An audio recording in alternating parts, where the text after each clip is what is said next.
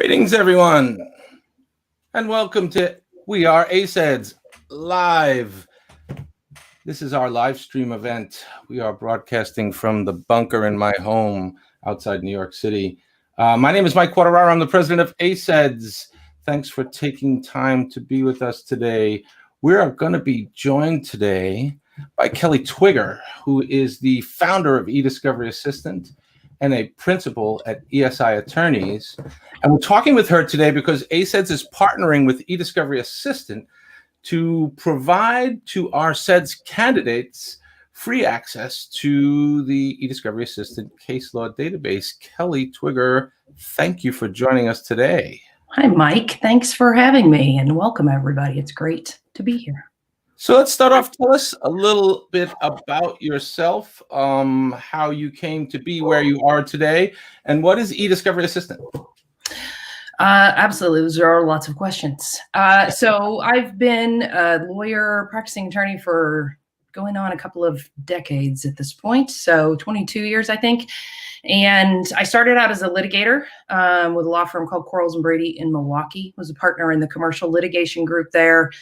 Did a lot of complex commercial engineering design cases and kind of ran the gamut of the types of litigation. So from a discovery strategy perspective, had a ton of experience across the board. And in 2004, started our e-discovery practice at the firm, kind of as the federal rules were starting to evolve into the amendments that became the creation of eDiscovery in 2006. And in 2009, I left Quarles and started our existing law firm, which is called ESI Attorneys, where we act as discovery counsel and consult with clients on e-discovery and information governance issues. And shortly after that, in about 2012, because you're well versed in this space, that the case law, where we normally see one or two decisions, in a substantive area, we were seeing hundreds of decisions. And so for our practice at ESI, we needed to be on top of what was happening in those cases. So we started building a case law database and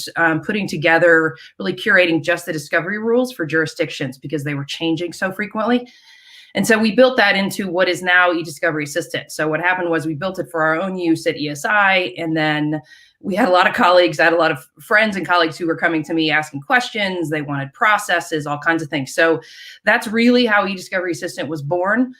Now the tool has developed into, a case law database of just over 14,000 decisions that are all on eDiscovery.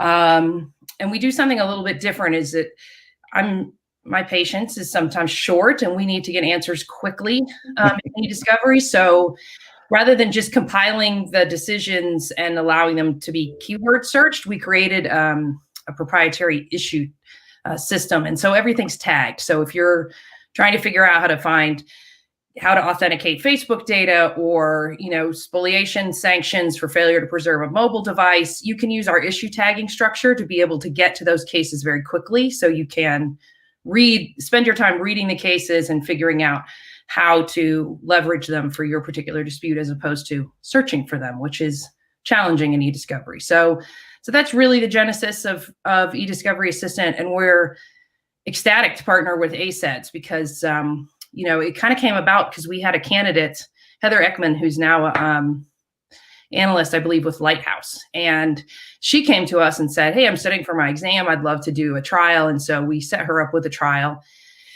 And afterwards, she came back and said that being able to read the case law was really helpful to understanding the practical application of the concepts for the exam. And so that's when we said, hey, let's figure something out. So we're ecstatic to be able to offer it for CEDS candidates, and we're also doing a discount, I think, for members. Yeah, no, and I was going to get to that. You ate up a bunch of my questions, which is fine. I wanted to turn back for 1 second to the tool itself. So I think anybody who has exposure to case law research databases, the kind of the standard bearer, of course, is Westlaw, LexisNexis. Mm-hmm. Why is this different? Why is this better? Why is this faster? And talk about that for a second. Sure. Well, I think it's a factor really of search terms, right? It's the same thing that we run across when we look at trying to use search terms to find the data that we want for eDiscovery. Search terms are only as good as the terms you're using. And when you're doing research in eDiscovery, every judge uses different terms to describe the same concept. So the term proportionality is one that judges who are well-versed in the eDiscovery space, or who are, using the language from the federal rules, will use the term proportionality. Other judges will never refer to proportionality, but they will do an analysis of one of the 6 factors of proportionality under Rule 26, or they'll refer to it as undue burden. So our team manually curates and manually tags. So we're reading the cases and saying, these are the tags, the issue tags to be applied to this case. And that's the difference. So instead of you having to guess at what the language and terminology is, we're taking that guesswork out for you. And that, I think the biggest, it's great for eDiscovery lawyers who know and understand the issues. They can dive right in. For litigators who are coming to eDiscovery at a moment where they have a critical issue, they don't know any of that language. They may not even know the concept of proportionality. So to be able to come into EDA and get to those cases very quickly is a huge benefit. And most of the time, when we're looking at a motion to compel or we're responding to discovery decisions, we have a really short timeline. And I've never met a lawyer who has 8 hours in a day to sit down and spend on research. Yeah, it can be very time consuming. I know from my my time back at the firm, research was always a problem. Let me ask you this.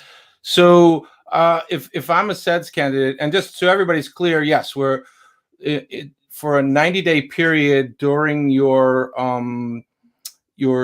enrollment for the CEDS examination, you will have free access to EDiscovery Assistant, all of the tools and cases and everything in there. And then for our membership in general, anyone who's already CEDS or is not, pursuing the CEDS, we've got a discount, and we'll make that available. I think it's on the website as well. If it's not already, it will be soon.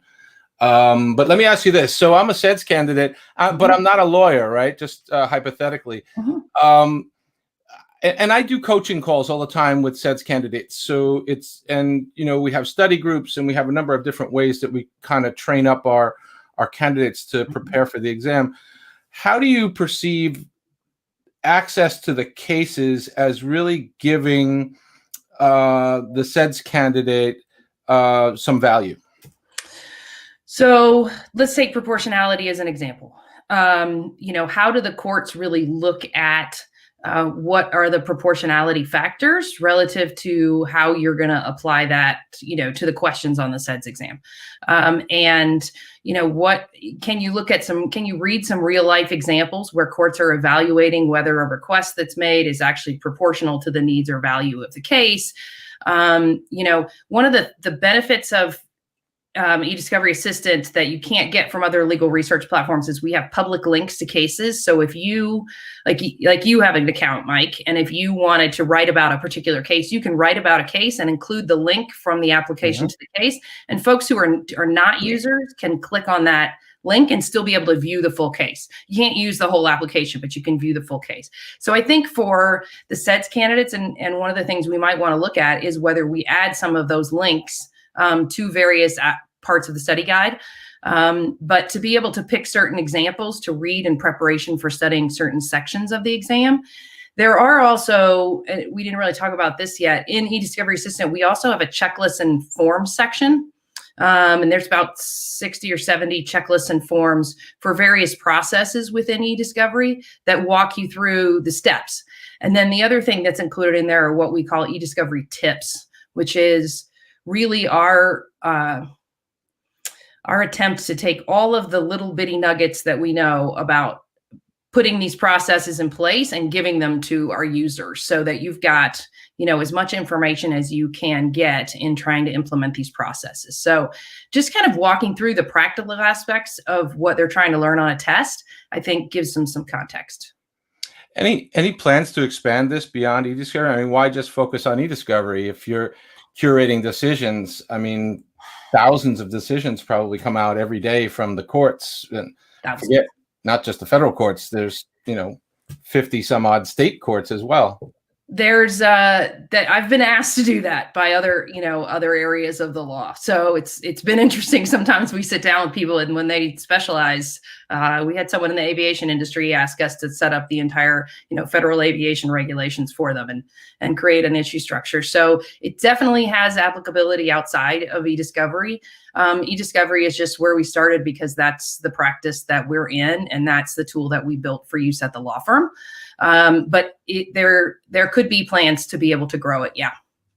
I think it would be a huge benefit. I mean, the things that I see, and I'm curious if you have a different view, but as I see, and COVID, I think, has amplified these things, is that clients don't want to continuously reinvent the wheel for research. Lawyers need to learn, how the courts are deciding things, and research is typically a younger lawyer kind of purview. That's an assignment that's passed down. We know that when you're a younger lawyer and you don't necessarily have the experience, that you don't get the same value out of reading a case law decision that a more experienced lawyer does, simply because you just don't see the same things.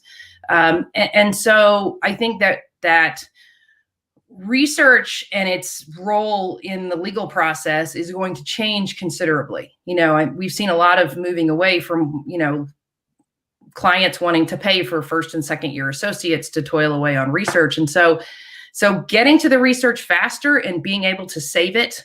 One of the features in the software that I built, because this is how I did research, and honestly, I kind of thought everybody did, but when I showed people this feature, they're really surprised, is we created this site list functionality. So you can do your research on an issue and save it to a site list. It's a little bit like, I think there's folders or other ways you can do that in other software.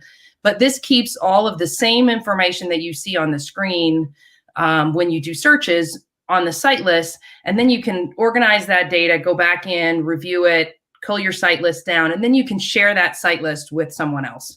So if, I get asked to do research on, like I said before, a spoliation issue related to social media, then I can create that research. I can do the research. I can either be the person who writes the memo or who writes the brief or argues the decision, or I can pass that research along. Yeah. And sometimes our role as discovery counsel is, in fact, to do that. If we have a client and there's a third party subpoena and the subcontractor comes to us and says, this is way overbroad, we'll send them a site list of cases that they can use to argue their position from EDA. So that's awesome. You know what this reminds me of more than anything? When I first became a paralegal, 30 something years ago, I'm this sort of green, out of school, not really knowing my way around. It's a little different in the Northeast. Like, you don't need to go to like paralegal school. Like, they just recruit you to the firm, and you throw you in. Yeah, throw you into the fire, right? Yeah. And it was an awesome learning experience, but I was always concerned about, how am I going to really start to understand the law? And I had, plans for law school and all that stuff, kind of got sidetracked. But nonetheless, a lawyer gave me a piece of advice back then, and it sticks with me today. And I still actually do this to this day. And that is, read the law journal every day. Read the reported decisions. There is no better way, in my view, to get the context for what is actually happening in the courtrooms across the country. And that back then, that was not, we weren't even like, computers were just starting to show up on desks. We didn't have Discovery, right? I know. Yeah, I know. We use GroupWise as our first email client. That's how old I am. Yeah. And this led to, I started reading all these decisions, and I really started to understand litigation and antitrust and intellectual property. And I started getting the concepts, the legal concepts. And then it occurred to me, I went back to the lawyer. I said, we should be saving these decisions. And it created this whole hoopla about whether we could actually download these decisions and store them somewhere. And they had to call up like Westlaw and say, is it permissible? And it was part of our contract. We figured out a way to do it. And so I started creating a little, we called it the Precedent database, which is not unlike EDiscovery Assistant today, so that people didn't have to constantly go back and look things up again. It was right there in front of them. And we did something very similar with, a folder structure that said, these are EDiscovery cases. These are, and we're seeing that a lot. We're actually, when we talk to, so we've had 20 or 25 firms join us this year, and even during COVID. And in large part, when we talk to, the lawyers that had discovery practices, whether they're at small or medium-sized firms or they're at very large firms, they're trying to create internally the exact same thing that we've created. And so we actually built so our tool is completely SaaS based. And so you just log in, it's all online. And so we created the ability for those firms that want to create their own administrative backend, and they can then add their own checklists and forms if they want to. They can also brand it, for themselves if they want to, your law firm here run by EDiscovery Assistant. So, and so that allows them to have that database that is only available to their subscribers, of if they've got their own checklists and forms. Some firms say, we don't want people to have checklists and forms because they don't know how to use them. And so it's kind of all over the map, but I think, and this as well as anyone, because of all your work in Precedent and working at Strick and Struck, but EDiscovery is so process driven, and there are processes that need to be followed out of the gate that lawyers don't know. We don't learn that stuff. They don't teach you that at law school. There are some great EDiscovery courses. You and I work with Bill Hamilton at UF on the Florida conference. I mean, he has a fantastic course. Craig Ball teaches. There are a lot of EDiscovery lawyers who are teaching around the country. But the sheer volume of case law, the technology that's changing constantly, we're in a group just to follow what's happening with the changes to Office 365. And that's just one piece of technology, right? And, and then it becomes our job to make sure our clients are all up to speed with what are the capabilities and how do we modify our processes to get data and how do we integrate those and how can we save more money and, what decisions need to be made? How well does the search work? So there's so much in EDiscovery that frankly, we're full-time EDiscovery lawyers at our firm, and there's more than we can cover. Exactly. So for litigators, the goal for EDiscovery Assistant is to be where they start to get answers. I think one of the ways in which we use it all the time is we get a call from a client and it's a new case. And immediately I ask, what's the judge, who's the judge and what's the jurisdiction? And then we drill right into what are the discovery decisions that we have in the database for that judge. And so if you try to go on to one of the larger research platforms, whether it's Westlaw, Lexis, Fastcase, CaseMaker, anything, to be able to drill into your judge, you can do, but can you drill into your judge and just find discovery decisions? And can you then say, these are the discovery decisions on proportionality, or these are discovery decisions on failure to preserve? You can do that in EDiscovery Assistant in about 4 clicks. Yeah, no, that's awesome. That's the value. Let's shift gears because you mentioned, law schools. Bill, our friend at University of Florida, Levin College of Law. I've done some teaching. You're doing some teaching. Why do you think law schools are not really picking up on this?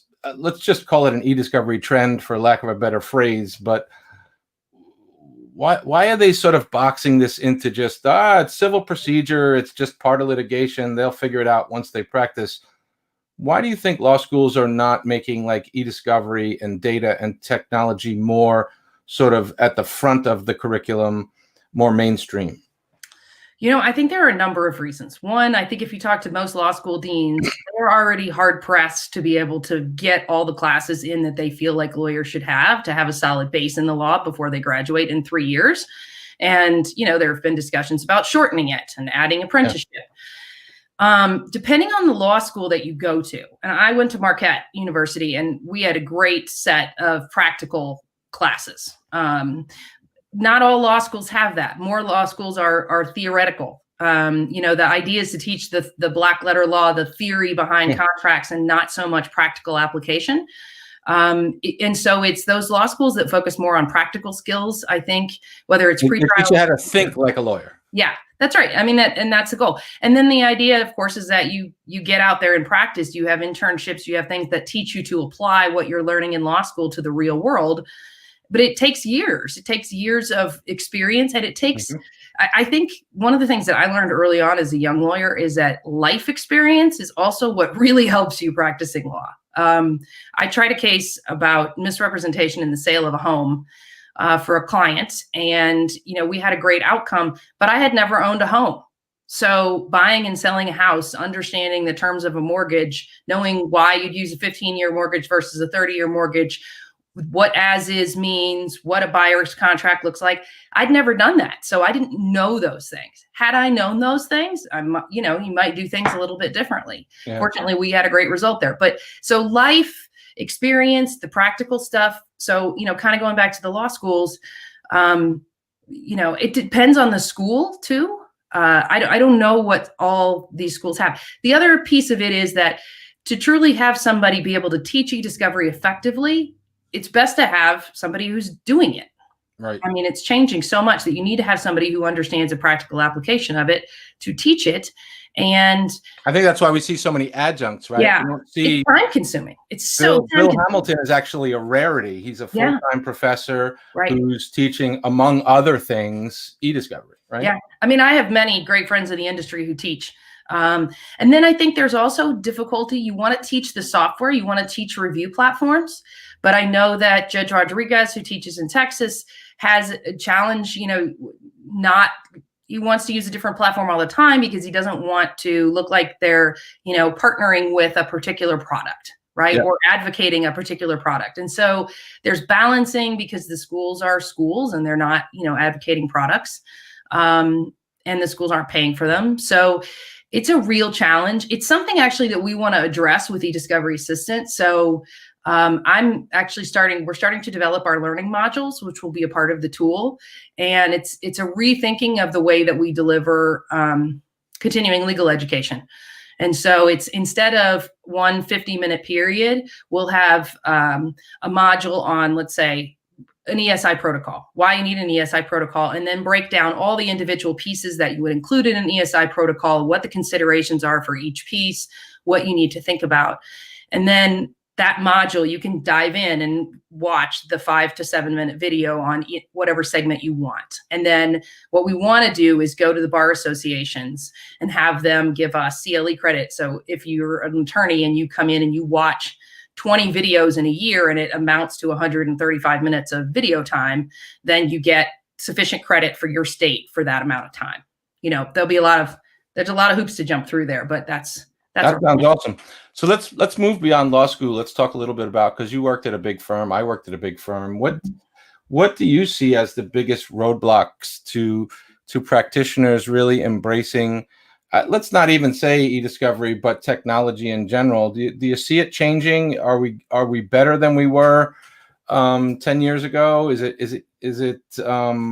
What can we do to further break down those barriers? I think we're absolutely better than we were 10 years ago. I think the hardest thing that people don't remember all the time is that lawyers get paid to think.